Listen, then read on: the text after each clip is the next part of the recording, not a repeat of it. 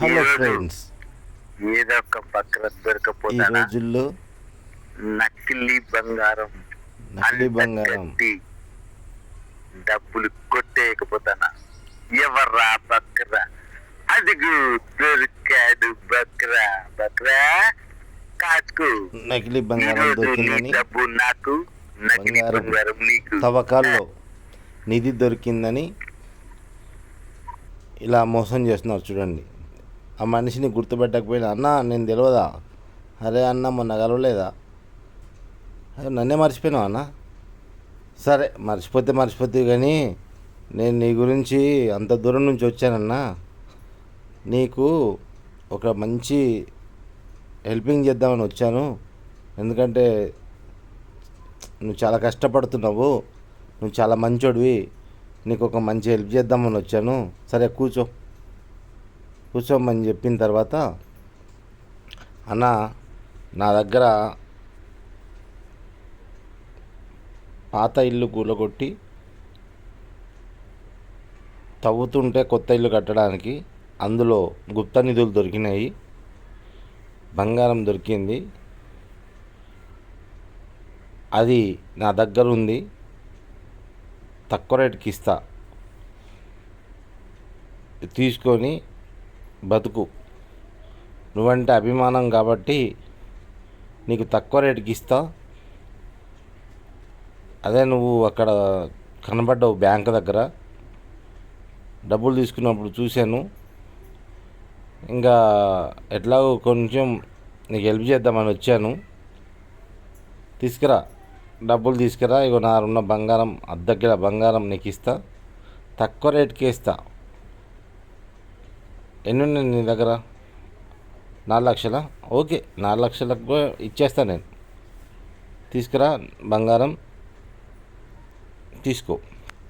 ఇక నువ్వు లక్పతి అయిపోతావనా, నీ గురించి నీ మంచితనం గురించి వచ్చాను అని ఆ పెద్ద మనిషికి మాయ మాటలతో బురిడి కొట్టించి, పోన్నా తీసుకురాపో, నేను చెప్తున్నా కదన్నా, నువ్వు ఇక నీ బతుకులో మార్పు వస్తుంది, పెద్ద బిల్డింగ్ కడతావు, ఇదంతా మొత్తం గుడిసె తీసేస్తావు, చాలా డెవలప్ అవుతావు.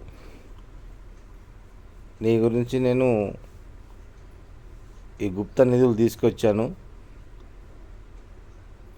చాలా తక్కువ రేటుకి ఇస్తా, అది నువ్వనే ఈ రేటుకి ఇస్తా,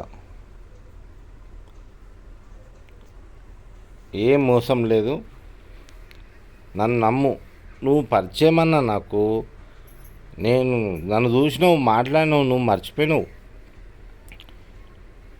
ఏం లేదు, తీసుకురాపో, డబ్బులు తీసుకురాపో, తీసుకో.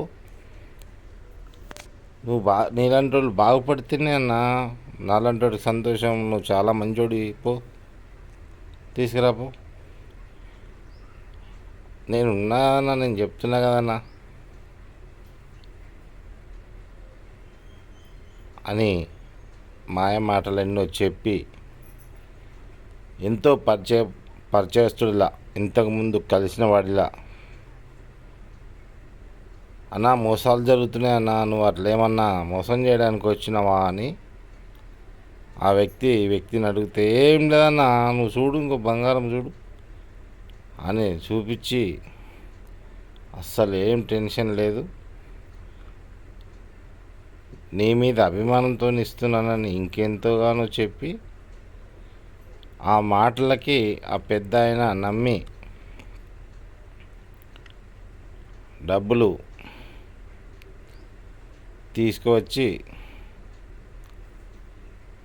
ఇతనికి అప్పచెప్తాడు.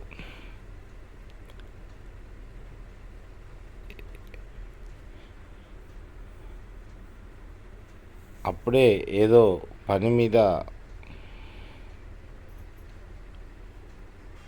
అమ్మి డబ్బు తెచ్చిపెట్టుకుంటాడు, సామాన్ తెచ్చుకోవడానికి. ఈ డబ్బు ఇతను కాజేస్తాడు. ఫ్రెండ్స్, ఈ రోజుల్లో నకిలీ వాళ్ళు చాలా ఉన్నారు.